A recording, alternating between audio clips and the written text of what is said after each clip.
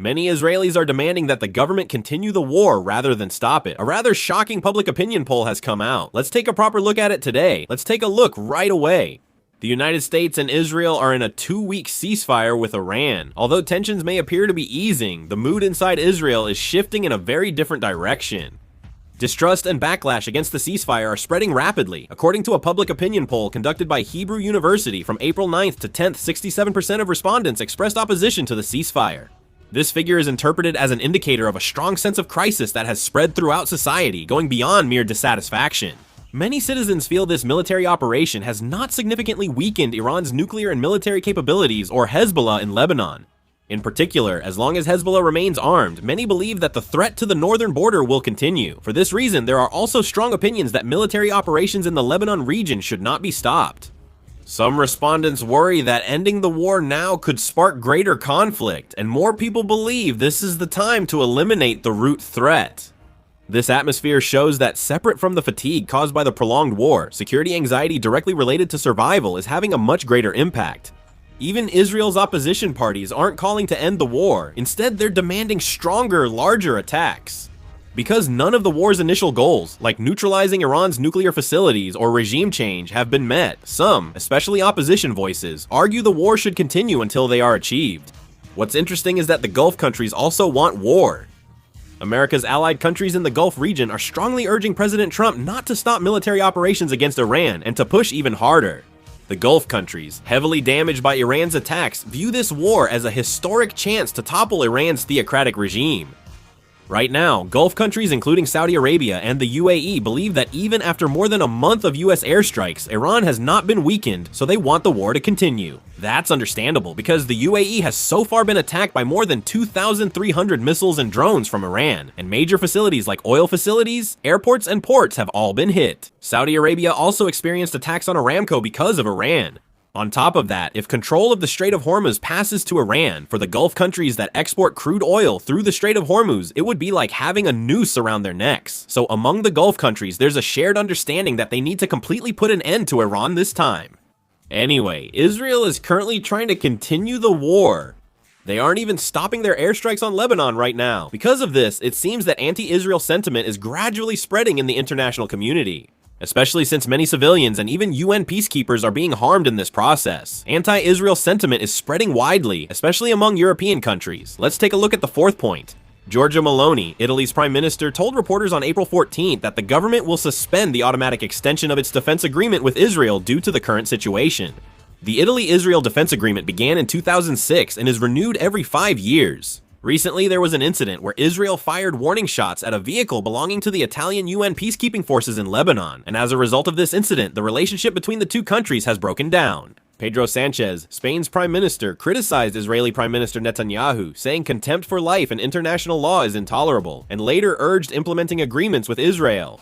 Turkey even compared Prime Minister Netanyahu to Hitler and criticized him. The Turkish Ministry of Foreign Affairs rejected Netanyahu's claim that Turkey massacred the Kurds, calling it a baseless lie. They harshly criticized Israel, saying Netanyahu has been described as the Hitler of our time because of the crimes he committed. Also, Polish lawmaker Konrad Berkowicz said that Israel is committing a brutal genocide right before our eyes. He strongly criticized Israel, saying that they are the new Third Reich and that their flag should look like this, revealing an image of the Israeli flag with a Nazi symbol instead of the Star of David in the center. In Europe, a petition was signed by 1.05 million European citizens, calling for an end to cooperation with Israel due to violations of international law and genocide. France had the most, with 398,145 signatures, followed by Italy with 250,868, Spain with 124,305, Germany with 44,850, and Poland with 42,890. However, despite strong pressure and criticism from the international community, Israelis still want war. Prime Minister Netanyahu has also come under such criticism. He even criticized Europe in return, saying that Europe is weak and suffering from deep moral decay, and that it is losing its responsibility to defend its identity, values, and destiny from barbarism. He also emphasized that Israel is protecting Europe, which lost so much after the Holocaust, and that together with the United States and other allies, they are not only defending themselves but also protecting the entire world. He also defined Iran's nuclear facilities as absolute evil, emphasizing that these facilities could later become a symbol of terror like Auschwitz. Therefore, he reiterated the legitimacy of the war, saying that Israel is acting now so that future generations will not regret the past. Because of this, many people are concerned that Prime Minister Netanyahu's actions could become a major obstacle in future peace negotiations with Iran. It's understandable, as Israel has taken actions undermining peace negotiations, making predictions of a real end to the conflict unlikely. We need to focus more on Israeli politics. The war isn't just a military conflict, it's also disrupting Israel's internal power structure. Currently, Prime Minister Benjamin Netanyahu's approval rating is on the decline, while the approval rating of his rival, former Prime Minister Naftali Bennett, is showing an upward trend. This is a major change. In Israeli politics, the key issue now is not the economy or welfare, but the ability to wage war. The public isn't just opposing or supporting the war, they're watching who can push forward more forcefully. In particular, Prime Minister Netanyahu is trying to maintain his political leadership through this war, but as more people believe the results of the war are falling short of expectations, he is actually facing a backlash. The Iranian nuclear issue remains unresolved, and Hezbollah is still seen as strong. If things end now, it could be viewed as a failed war. In this atmosphere, figures like former Prime Minister Bennett, who advocate for a more hardline stance, are starting to draw attention again. In addition, there is a high possibility that Israel will hold a general election as early as between September and October. The problem is that this election is not an ordinary one. Right now, Israeli voters are likely to cast their ballots based on who can fight better. The longer the war continues, the more the political landscape may be disrupted. From Netanyahu's perspective, the risk of taking political responsibility increases if he stops the war, while continuing the war creates a structure where he can rally his supporters. At this point, another important trend can be seen. The interpretation that the war is not simply about confronting external enemies, but is increasingly being used as a means to maintain internal power, is gaining traction. In fact, Prime Minister Netanyahu has been plagued by legal risks for a long time, and during the war, his trial has continued to be delayed. As these situations overlap, there are even talks inside and outside the political circles that a political crisis will begin as soon as the war ends.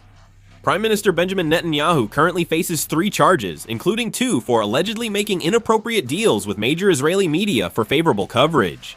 The allegations state that he tried to offer regulatory easing or policy benefits in exchange for changing the direction of media coverage. The remaining charge is that he received expensive gifts worth about 380 million won from a billionaire.